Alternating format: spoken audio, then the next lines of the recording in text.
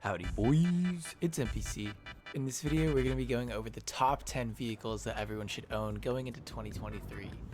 The meta of online has drastically evolved since the start of the game, and with Rockstar constantly adding new vehicles, it's important that you guys know where your money should be going. So, with that being said, let's hop into it. First up we have the Akula. Now the Akula isn't one of the newer helicopters in the game, it's been in the game for a number of years, but it's remained one of the strongest helis in the game for a few reasons. The first is that, you know, of course it comes equipped with all of the weapons that you need, like homing missiles and the cannons, or the machine guns, which aren't as strong as the Hydras, but they're still pretty useful nonetheless. The homing missiles, of course, are kind of a given for making an air vehicle good. It also comes equipped with bomb doors. As you can see, if I hold E on PC, it opens these bomb doors, and that will allow me to drop some bombs. And that's always pretty useful. Not the easiest things to use, but it comes in handy with the Akula's next feature, which is actually stealth. That's the whole point of the Akula. It's a stealthy helicopter. On PC, you guys can engage the stealth mode by pressing H, which closes those little doors right there. And now if you see on my mini-map in the bottom left corner, my icon is blinking, and that means that I'm off the radar for other players. They can still see me in the sky from the ground, but they will not be able to detect me on the mini-map, and that kind of allows for some sneaky drop-ins. I do also want to mention that the Akula is quite fast. It rivals the speed of the Hydra, and while it's not your only option for a stealth helicopter because the Annihilator stealth exists, it is far faster. It's faster than the stealth, and I believe it can also take more homing rockets. While unmanned, I know that the number for the Akula is 3, and the number for the Annihilator stealth is only 1. So, super useful helicopter, has a ton of utility. If you guys are interested in buying one of these, you can get it for $3.7 million. Huge price tag if you haven't completed the Doomsday High setup mission as its leader, which then you can unlock the trade price for $2.8 million. No matter what price you pay for it, honestly, I would probably even pay like 4 or 5 million for this. It is a super useful helicopter, and you would definitely get your money's worth from the value it provides to, you know, your online experience, your cell missions, transportation, you name it, the Akula does it. Up next, we have the brand new Powersurge. It's a motorcycle that was just added into GTA Online. It doesn't necessarily have to be the Powersurge, but I thought this one was a good choice because, one, it's new, and two, it has a speed glitch, and it makes it incredibly fast in a straight line. If you can see from that back wheel kind of vibrating like that, that's what gives this thing a massive straight line boost. The way I imagine it is kind of like the way curb boosting works in this game. Yeah, there we go. Unfortunately, I crashed on my way here, so the Powersurge is no longer with us. But a lot of the time when I'm playing in online, I like to be working in MC clubs. I just think it's like the most fun thing. I think spawning bikes is super fast, just with the interaction menu right here. So we're gonna go ahead and spawn our body. And I think it's just like super convenient to have a quick motorcycle available at your disposal, you know? The more bikes you have, of course, the more options you have to spawn them in. But I think it's just like, motorcycles are super fast vehicles, and just being able to spawn one right next to you super quickly, you don't have to go into your phone for the mechanic or anything. I think that's a super useful thing, and so that's why the Powersurge is where it is in this list. But good substitutes for that are the Western Reaver and the Hakuchu Drag. Those are also very fast bikes. The Reaver, I know, also has a speed glitch similar to the Powersurge, and the Hakuchu Drag is just a fast, reliable bike. The Western Powersurge you can find on, at the time I'm recording this video, the featured page of Legendary Motorsports for $1.6 million. Otherwise, it'll probably be under the Motorcycles tab. And I think, you know, it's a pretty good investment considering we don't have a ton of electric bikes, and it takes off quite fast. And because electric vehicles suffer from typically a top speed hindrance, I think the Western Powersurge having that speed glitch makes it quite worth its money. Next up on our list, we have the Brickade 6x6. Unfortunately, that's not what I'm driving right now. I'm driving a normal Brickade because I've been lazy and haven't completed my DAX mission. However, the Brickade 6x6 will give you access to the brand new Asset Lab business, which is quite a quick way of making money. I'm not going to sit here and claim that I am an expert at how the Acid Lab works because I obviously don't have it unlocked. But if you guys are interested in checking that out, you guys can go check out my good friend HarmNone's channel, and I'll have his video to the Acid Lab guide linked in my description. He goes over the ins and outs of this business, but the Brickade 6x6 does still make this list because I think it's important that it unlocks a brand new business that is quite good for making money. And in addition to that, it is incredibly armored. There was like an armor test we did. I'll link that in the description as well. But I want to say the Brickade 6x6 took 48 homing missiles from Oppressors. So that means 2 full homing missile clips of Oppressor missiles being sunk into this thing, and it still wouldn't explode. That's actually ridiculous armor. It makes it the second most armored vehicle in this game, behind the MOC, of course, which is like 67 or something ridiculous. Next on this list is the Hydra. This is one of my personal favorite military vehicles. I have a lot of good memories just dogfighting and shredding people with the Hydra, but I think it is just a very good military vehicle. It obviously comes with homing missiles, and then it comes with the Hydra cannon, which is this absolutely menacing explosive cannon. It deletes things from this game, and I think it's just such an overpowered weapon. And with the Hydra being a jet that also has the ability to hover if you tap E once again, that's how you toggle it. That kind of just allows you to sit in place and wait for your next target. I think one of the reasons that the Hydra is so useful is actually because of this hover mode. It makes it really portable, because that means that you can pretty much land it anywhere as long as you have space vertically. You don't need any horizontal space because it's not like you have to come in at really high speeds and you need room to land. So I think that that hover feature makes it quite useful. And as well as, you know, if you're trying to peek into a parking garage for Headhunter to get that accuracy with your cannons, you can just hover and peek in just like this. Just pretend this is a parking garage. Another great feature of the Hydra is not only can you guys call it from Pegasus, which is what I just did, and you saw me climb to that rooftop, but if you guys own a hangar, you can store another Hydra that spawns relatively close to you when you call it. That gives you access to 2 Hydras, which is pretty OP. I would say unless there's an Oppressor Mark II terrorizing your lobby, the Hydra is pretty good at dealing with any other threats. And if you guys are interested in grabbing one of these, you can get it for $3 million. I actually did not realize that the Hydra is currently on sale for $2.25 million. That's a huge discount. But I mean, if you missed the sale, $3 million is still pretty reasonable. It's cheaper than the Akula. Unfortunately, it is less armored. It can only take like 1, maybe 2 sometimes homing missiles. You know, depending on what's shooting at you, you can even outspeed the missiles sometimes, which is a cool flex, because not a lot of vehicles can do that. But definitely go grab yourselves one of these. It's a super high value vehicle, and it's my favorite militarized vehicle to use in online. Next up, we have the Pegasi Torero XO. This is currently, I think, the fastest supercar in the game. Maybe not around a track, but in a straight line, off the line, it is incredibly fast. This thing is like, has a godlike speed. It literally has a demonic performance. I don't know, what other words can I use to convince you guys? It's super sexy. That's one of them. This is probably the best looking Lamborghini in the game, and it has an active spoiler. It's got those drop down headlights. It's just like, this thing is just a work of art. The only downside about it is that it doesn't weigh anything. Like literally a penny is heavier than this thing, because you go over a curb and this thing will slam you into a wall. It is terrible. You can't just hold down W. The brakes aren't like the most effective thing in the world because of how light it is. Obviously this is not a fantastic showing of that because we're on the airfield, which is a very flat ground, and this is where this thing would thrive. This is a vehicle that's really, really good for stunt races because of just how demonically fast it goes, especially on tracks that are really straight, like Plummet, for example.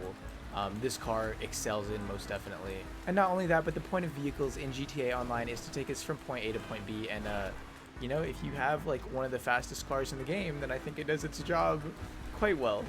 The customization on this car is a little wonky. I'm not gonna say it's bad by any means, but there are some options where you have the new forged black options, and then on other areas you can't add any forged options and you only have carbon. and then on some areas you can't even change, and so it's just normal black. So I have like 3 different black accentings on my car. While it's not completely noticeable right off the bat, if you do, you know, take a few more seconds to look at the vehicle, it does like stand out a little bit, and so that bothers me a little bit, but it's not like the end of the world or anything. I think this car's immaculate performance and stunning visuals make it very deserving of a spot on this list. If you guys are interested in grabbing one of these, currently it's on the featured page of Legendary Motorsports for $2.9 million, but it'll get moved to the 2 doors tab once new featured cars take its place. I think it's a very high value vehicle and worth your money, so I would definitely grab one of these if you can. Next on this list, I'm gonna lump 2 vehicles together because they kind of serve the same purpose, that being the Buzzard and the Sparrow, which are both helicopters. If you're working as a CEO, you can spawn one of these in under CEO vehicles, and you can just grab one right here. Boom. And just like that, the Buzzard is spawned right next to us. Makes for super easy and convenient transportation because helicopters are just a very fast method of moving around because you don't have to, you know, go around buildings or anything. In addition to that, the Buzzard does come with missiles, both homing and non-homing, as well as a machine gun, which isn't all that strong. It's not explosive like the Hydra, unfortunately, but it, you know, it does work. I just don't really find it like that useful. I wouldn't ever use it over homing missiles. It's just not as like efficient. Buzzard is also decently fast, so I just think owning one of these will save you a lot of money because you don't have to continuously pay the, I don't remember the exact price, but could be like 25 grand if I'm not mistaken. Correct me in the comments if I'm wrong, but summoning a Buzzard from that CEO vehicles tab, that becomes free once you purchase it, but I don't remember the exact price before. If you're interested in grabbing a Buzzard, you can find it for $1.75 million on Warstock towards the bottom. Tied with the Buzzard is the Sea Sparrow, which you can get on Alitas for $1.8 million. The Sparrow is a super convenient helicopter because similar to the Buzzard, you can spawn it right next to you if you own a Kosatka. You can do this by going into your interaction menu, going to services, and then under Kosatka you can spawn it in. I already spawned it in, and this is the one that I'm flying in, so that's why you saw that it was grayed out. Unfortunately, the Sparrow doesn't have any weapons, but it is really, really fast. It is a very small and light helicopter, and it just makes for really convenient travel. That's pretty much the benefit of both the Buzzard and the Sparrow, is that you can spawn them in right next to you, similar to how you can with the bikes from the MC business, and but it's a helicopter, so you're gonna get to your destination pretty quickly because you don't have to go over hills or like, you know, traffic or any of that stuff. It's pretty much convenience that you're paying for with both of these. It's pretty much convenience that you're paying for these. Neither helicopter is they'll both explode after just one missile of any kind. I did mention that the price tag of the Sparrow was $1.8 million, but I probably wouldn't go buy one off of Alitas because it comes free with the Kosatka, which is next on a list. The Kosatka is a super worth it investment because not only does it come with the Sparrow, you also get access to the KO Perico heist, which unfortunately did get nerfed, so the payout is like not as much now, but it's still a decent way to make money, and it's a fun experience overall. This is typically where your Sparrow is stored, and then if you hop downstairs, you also get a free mini submersible, which is super sick. It's really fun to just go take this thing out sometimes and explore the deep sea because Rockstar has added more underwater activities into GTA Online since the Kosatka was released. So really fun to take that out, and this thing comes free as well. And in addition, there's also space for a vehicle, which is, it's probably going to be your Torero or Stromberg because the vehicle needs to be able to come under the water. But as you can see, my car gets put into the submersible mode. The Kosatka experience is just really fun in general. And then this, I think, is one of the coolest features of the Kosatka. It is a little cancer, but you can launch a guided missile, which is super sick. We take off from the Kosatka right here, and then you can pretty much pilot this thing. You can pretty much go anywhere on the map and kill whoever you want, assuming they're outside of a protected space, and you can just slam into them, and it's like an orbital strike. Like it'll one-shot them. I'm actually not sure how this fares against the MOC or like the Brickade.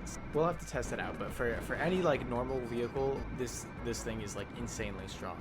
You do have to stay within a radius, so if there's someone in particular you want to get, then you're gonna have to move your Kosatka around in order to get them. But pretty much just dive bomb them like this. And the great thing about it is that it recharges in 2 minutes, so it's incredibly fast for the recharge time, and it includes the time that you're flying, so it's super fast. Very strong weapon.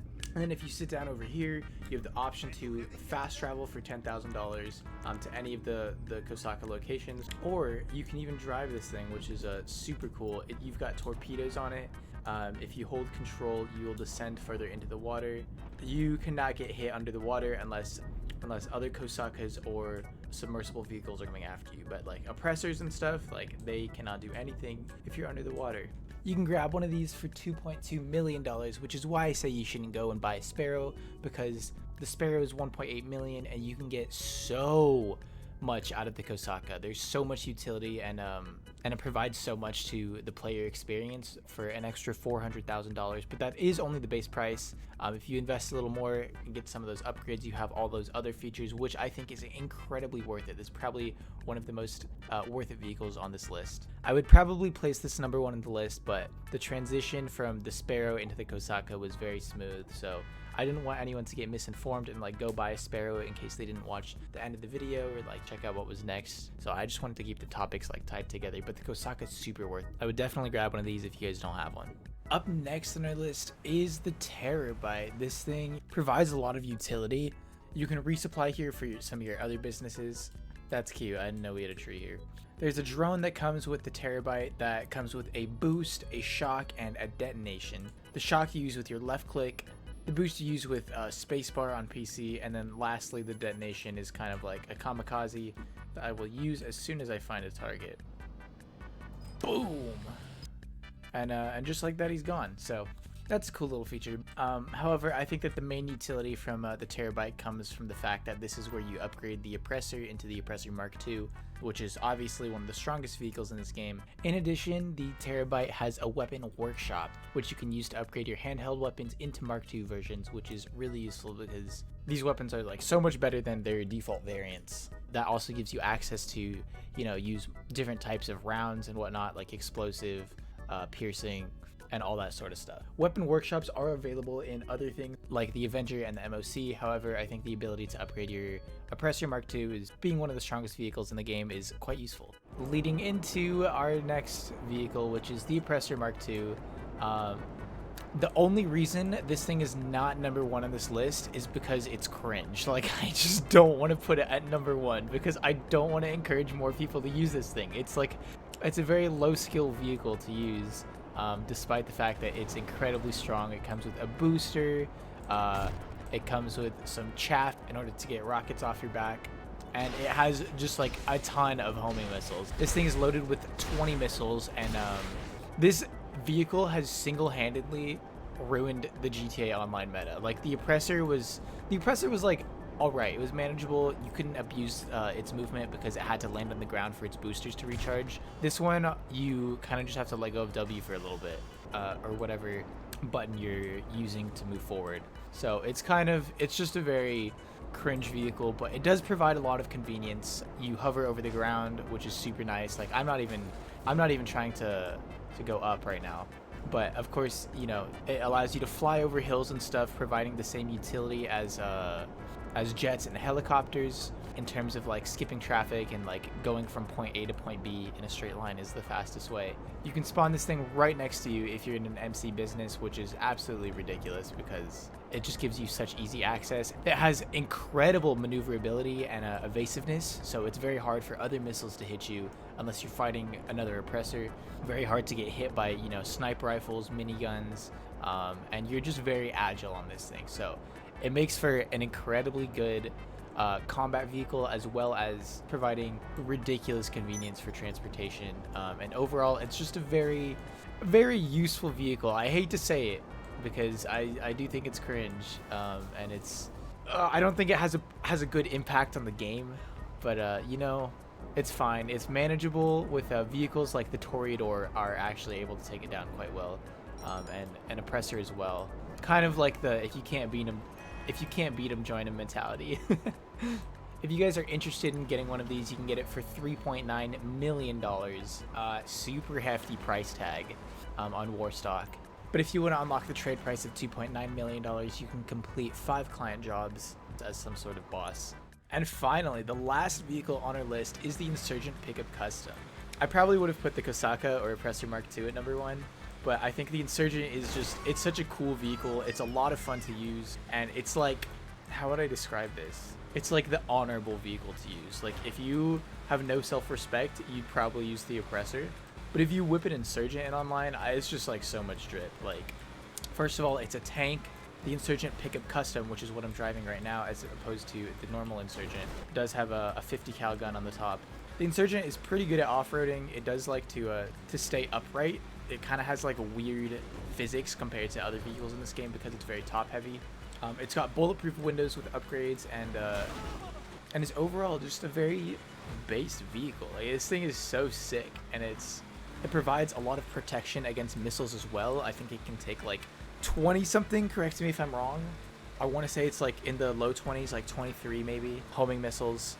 Unfortunately, its value is much lower if you don't have a passenger, because utilizing that gun on top is pretty good for defenses. But in general, it's very hard to destroy an Insurgent. It's kind of just a beast. Like, it's just a great, respectable vehicle. If you guys are interested in the Insurgent pickup, you can grab it for $1.8 million off of Warstock, or you can get it for $1.35 million if you've completed the Humane Labs finale. The Insurgent pickup can seat 9 people, as you can see right there, which is absolutely nuts. I think it's such a fun vehicle to ride around in with your friends, and it's one of my personal favorites to use in the game because it's just not cringe, you know? That's probably the biggest thing. It's not like an abuse of power. I think it's very balanced.